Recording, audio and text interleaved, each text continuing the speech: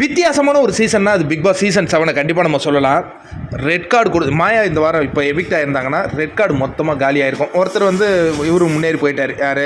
Ticket to ஃபினாலேங்கிறதுனால யாருப்பா அவர்? விஷ்ணு. இன்னொன்று வந்து மணி வந்து உரிமை குரல் தூக்கல, பட் ரெட் கார்டு கொடுத்தாரு.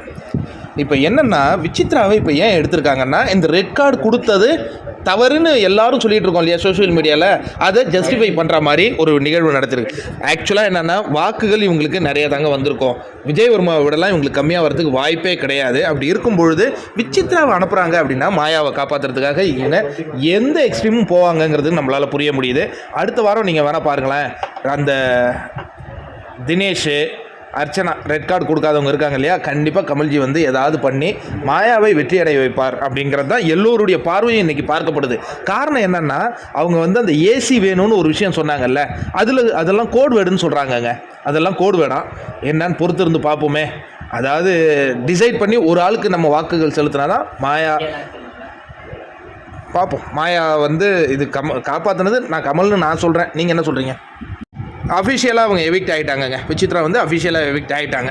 ப்ரோக்ராமும் முடிஞ்சிடுச்சு. கமல்ஜியும் கலைஞர் 100 ஃபங்க்ஷனுக்கு கிளம்பிட்டார்.